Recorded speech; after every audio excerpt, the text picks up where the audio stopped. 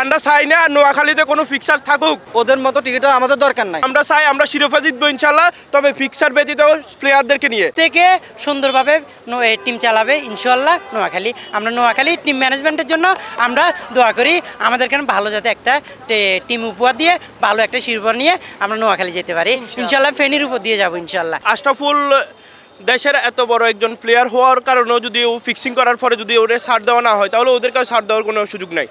এখানে দেশের মধ্যে দুর্নীতির কোনো সুযোগই নেই, সেটা হোক ক্রিকেট আঙ্গন হোক দেশের যে কোনো জায়গায় দুর্নীতির কোনো ঠাঁই হবে না। বিসিবিতে যে দুর্নীতিগুলো হচ্ছে, এই দুর্নীতিগুলো আসলে পরিহার করা উচিত আমি মনে করি।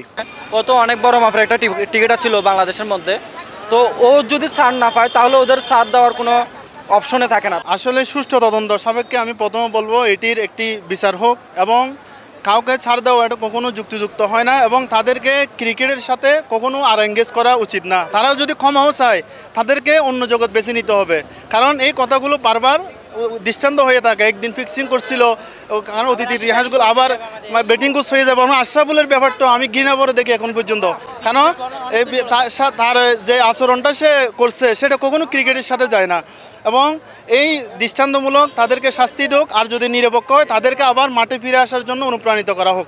নোয়াখালী আমাদের মধ্যে, আমি চাই না আপনার নোয়াখালীতে কোনো ফিক্সিং না হোক। বিপিএল ইতিহাসের সব থেকে সুন্দরভাবে টিম চালাবে ইনশাল্লাহ নোয়াখালী। আমরা নোয়াখালী টিম ম্যানেজমেন্টের জন্য আমরা দোয়া করি, আমাদের কেন ভালো যাতে একটা টিম উপহার দিয়ে ভালো একটা শিরোপা নিয়ে আমরা নোয়াখালী যেতে পারি ইনশাল্লাহ। ফেনীর উপর দিয়ে যাবো ইনশাল্লাহ। আমি মনে করি ভাই ইউনিভার্সাল কার্ডিয়াক হসপিটাল আপনার হৃদয়ের আরো কাছে। ফিক্সিং যারা করে এবং ফিক্সিং যারা খেলে তাদের সবারই দলের থেকে বাদ দেওয়া উচিত। ভালো খারাপ ওনারা দেখবে, কিন্তু যারা ফিক্সিং করে ফেলায় তাদেরকে শাস্তি দেওয়া অবশ্যই উচিত। আমাদের দেশ তো আপনার বাংলাদেশ, আর এই দেশের সামান্য সমস্যা হয় এটাই। তো যেহেতু আপনার বিগত যে সমস্যাগুলো হয়েছে আশরাফুলের নিয়ে, ও তো অনেক বড় মাপের একটা টিকিট ছিল বাংলাদেশের মধ্যে, তো ও যদি ছাড় না পায় তাহলে ওদের ছাড় দেওয়ার কোনো অপশনে থাকে না। তারপরেও যদি সুষ্ঠু তদন্ত হয়, যদি দেখা যায় না তারা এটার সাথে জড়িত ছিল না, তাহলে ওদেরকে আবার নিয়ে আসা হোক।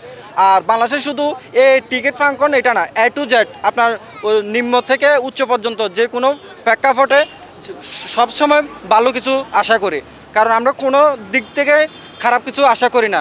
যে দেশটা এমন পর্যায়ে চলে গেছে আপনার দুর্নীতি, এই দুর্নীতি যদি আপনার চলতেই থাকে তাহলে দেশের তো সমস্যা।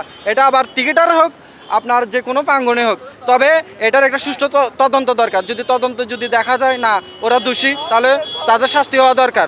ওদের মতো টিকিটার আমাদের দরকার নাই। আর যদি না ওরা যদি দোষী না করে তাহলে ওদেরকে আমরা আবার নিয়ে আসবো ফুলের শুভেচ্ছা দিয়ে, সমস্যা নাই ইনশাল্লাহ। আমরা চাই না নোয়াখালীতে কোনো ফিক্সার থাকুক, আমরা চাই আমরা শিরোপা জিতবো ইনশাল্লাহ, তবে ফিক্সার ব্যতীত প্লেয়ারদেরকে নিয়ে ইনশাল্লাহ আমরা শিরোপা জিতবো ইনশাল্লাহ।